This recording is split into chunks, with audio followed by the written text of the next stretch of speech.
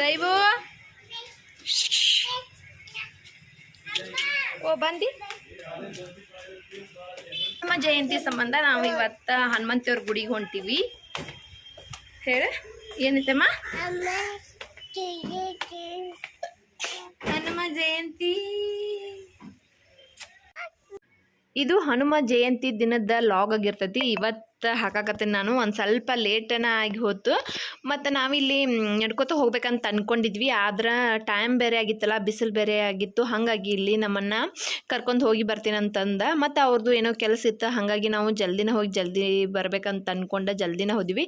ಮತ್ತು ನಾವು ಹೋಗೋರ ಡೆಕೋರೇಷನ್ ಅಂತೂ ಆಲ್ಮೋಸ್ಟ್ ಎಲ್ಲ ಮಾಡಿದ್ರು. ಬೆಳಗ್ಗೆನ ಮಸ್ತ್ ಮಾಡಿದ್ರು. ನಾನು ಇದೇ ಫಸ್ಟ್ ಟೈಮ್ ಹನುಮ ಜಯಂತಿ ಇದ್ದಾಗ ಈ ಗುಡಿ ನೋಡಾತಿದ್ದು. ಮತ್ತು ಎಲ್ಲಿ ಬೇಕಾದಲ್ಲೆಲ್ಲ ಫುಲ್ ಎಲ್ಲ ಹಣ್ಣುಗಳನ್ನ ಹಾಕ್ಬಿಟ್ಟಾರ. ಇದ ಫಸ್ಟ್ ನಾನು ಈ ಥರ ನೋಡಿದ್ದಂತಂದ್ರೆ ನಮ್ಮ ಕಡೆ ಎಲ್ಲ ಹಿಂಗೆ ಮಾಡಂಗಿಲ್ಲ. ಮತ್ತು ಆಮೇಲೆ ಇಲ್ಲಿ ತೊಟ್ಲೊಳಗೆ ಹನುಮಂತನ ಇಟ್ಟು ಅವನ ತೂಗುದು ಅದು ಒಂದಿತ್ತು.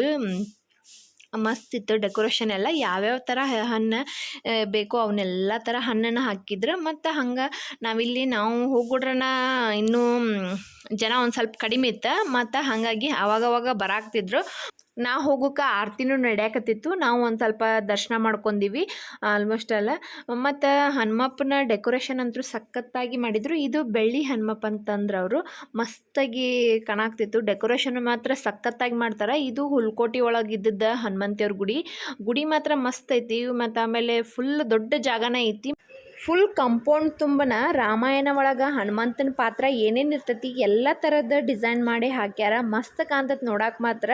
ನಮಗೆ ಯಾವ್ಯಾವ ಮತ್ತು ಮಕ್ಕಳಿಗೆ ತೋರ್ಸಾಕು ಬರ್ತೈತಿ ಇದು ಏನೇನು ಅನ್ನೋದು ಅವ್ರಿಗೂ.